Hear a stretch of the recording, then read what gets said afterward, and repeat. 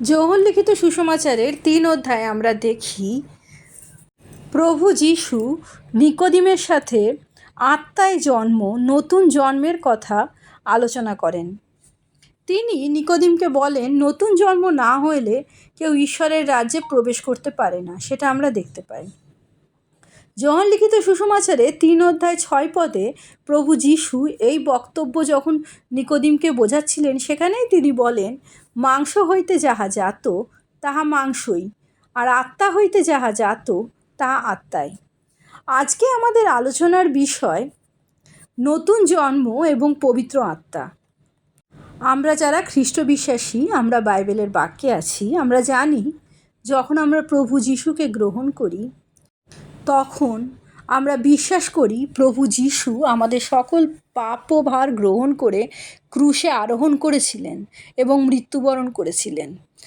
এবং সেই বিশ্বাসের সাথে সাথে আমরা তাও বিশ্বাস করি যে আমরা আমাদের নিজেদের পুরনো আমাদের সেই ক্রুশে প্রভু যীশুর সাথে ঝুলিয়ে দিয়েছি।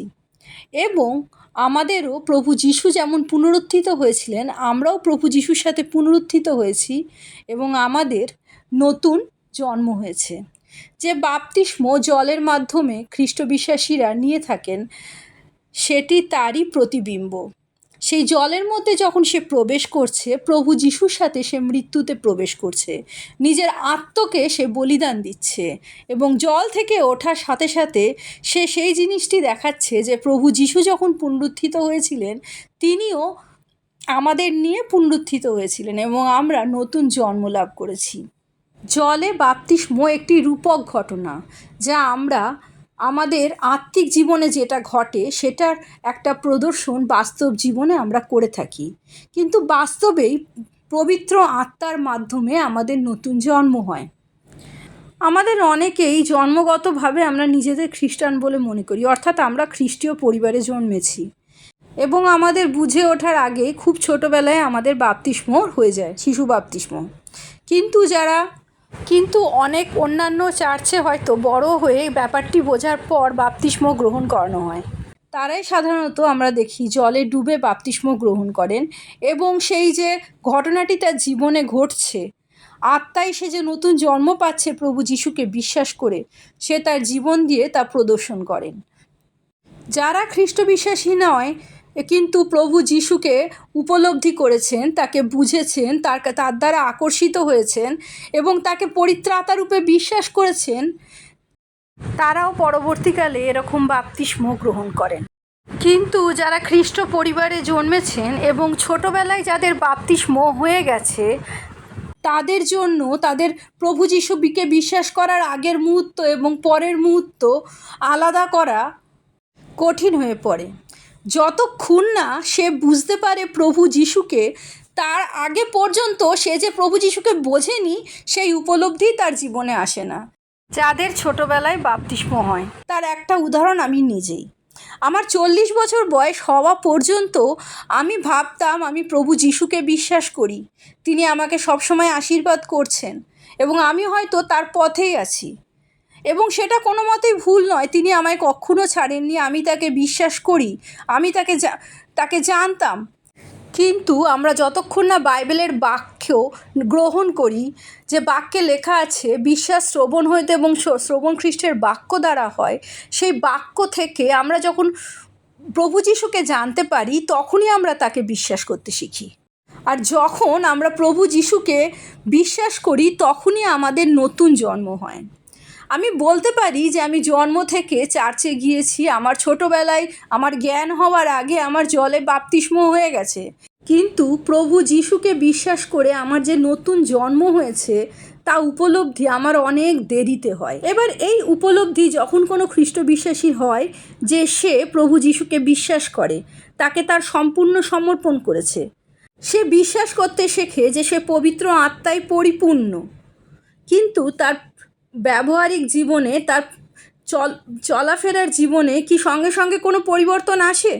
পবিত্র আত্মা সে যখন বিশ্বাস করে তার সাথে আছে, তখনই কি, বা তার নতুন জন্ম যখন হয়, তার জীবনে কি কোনো পরিবর্তন আসে? সেই মুহূর্তে আসে না।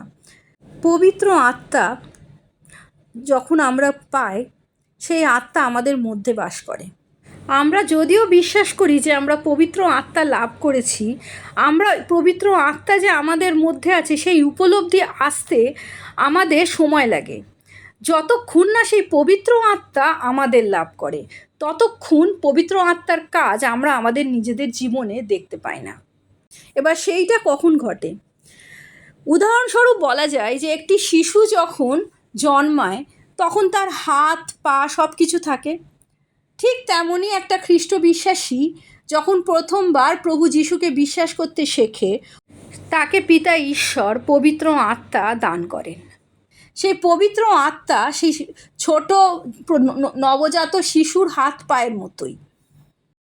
সেই ছোট শিশু তার হাত পা অথবা তার স্পাইনাল কর্ড কিছু ব্যবহার করতে পারে না, কিন্তু যত দিন যায় সে খাদ্য গ্রহণ করে সে সুস্থ পরিবেশের মধ্যে সুস্থভাবে মানুষ হয়ে উঠতে উঠতে তার হাত দুটো শক্ত হয়, তার শিরদাঁড়া শক্ত হয়, সে উঠে বসে, তার পায়ের চলন শক্তি আসে, সে উঠে দাঁড়ায় এবং হেঁটে বেড়ায়।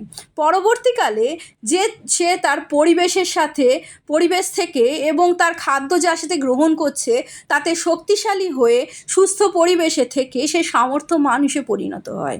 তার হাত পা যা সে জন্মের সময় পেয়েছে তা সে সুন্দরভাবে ব্যবহার করে। ঠিক তেমনই খ্রিস্ট বিশ্বাসী যখন নতুন জন্ম হয়, সে যখন পবিত্র আত্মা লাভ করে, সে সঙ্গে সঙ্গে তার জীবনে পবিত্র আত্মার কাজ পাবে না।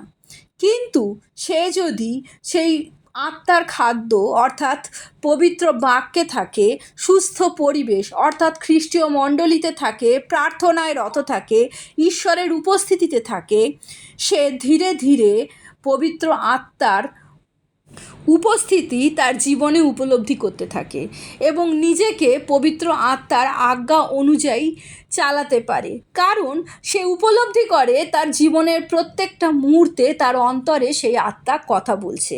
প্রত্যেকটা পদক্ষেপে বাইবেলের বাক্য থেকে সেই আত্মা মনে করিয়ে দিচ্ছে তাকে কোন পদক্ষেপ নিতে হয়।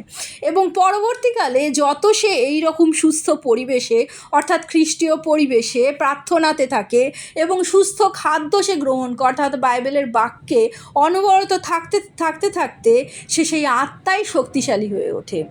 আত্মার পরিমাণ বাড়ে বা কমে না, সে আত্মা সম্পর্কে পবিত্র আত্মা যা তার মধ্যে আছে সেই সম্পর্কে তত বেশি সচেতন হয়ে ওঠে।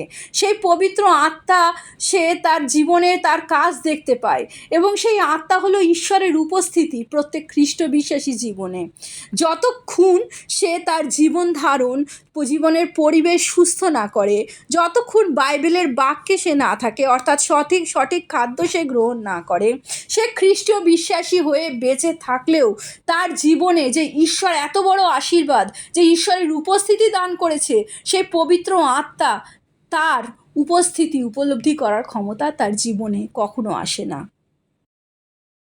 প্রভু যিশু তার শিষ্যদের বলেন, যারা তাকে বিশ্বাস করবে তাদের তিনি অসহায় রেখে যাবেন না। পিতা ঈশ্বর তাদের জন্য পবিত্র আত্মা দান করবেন। আর সেই পবিত্র আত্মা কীরকম?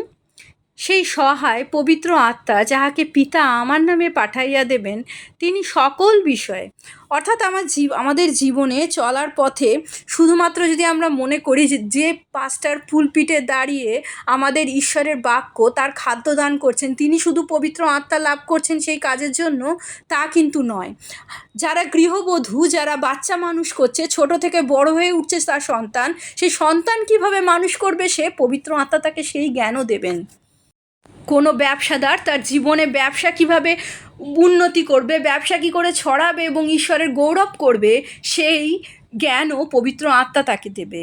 ব্যবহারিক জীবনে চলাফেরার পথে ঈশ্বরের কাজে, সংসারের কাজে, পৃথিবীর কাজে, মানুষের কাজে, প্রত্যেকটা কাজে যে কাজে খ্রিস্ট বিশ্বাসী নিয়োজিত থাকবে, সেই কাজে সে প্রভু যিশুকে গৌরবান্বিত করবে এবং সেই সকল বিষয়ে তাকে সাহায্য করবে পবিত্র আত্মা। সকল বিষয়ে সে তাকে শিক্ষা দিবেন। আর সেই পবিত্র আত্মা আমাদের কোথা থেকে দেবেন? যখন আমরা বাইবেলের বাক্যে থাকব। যেমন প্রভু যিশু বলেছেন, আমি তোমাদিগকে যাহা যাহা বলিয়াছি সেই সকল স্মরণ করাইয়া দিবেন, অর্থাৎ ঈশ্বরের বাক্য। সেই বাক্য যখন আমরা অধ্যয়ন করব, আমাদের জীবনের প্রত্যেকটা পদক্ষেপে আমরা কি করব, পবিত্র আত্মা তা আমাদের মনে করিয়ে দেবেন। মাংস থেকে যা জাত তা মাংসই, মাংসিক শরীর যা নিয়ে আমরা জন্মগ্রহণ করি। কিন্তু যখন আমরা প্রভু যিশুকে বিশ্বাস করি তখন আমরা ঈশ্বর থেকে জাত হই, তখন আমরা নতুন সৃষ্টি হই, পবিত্র আত্মায় পূর্ণ হই। প্রভু যিশুর জয় হোক।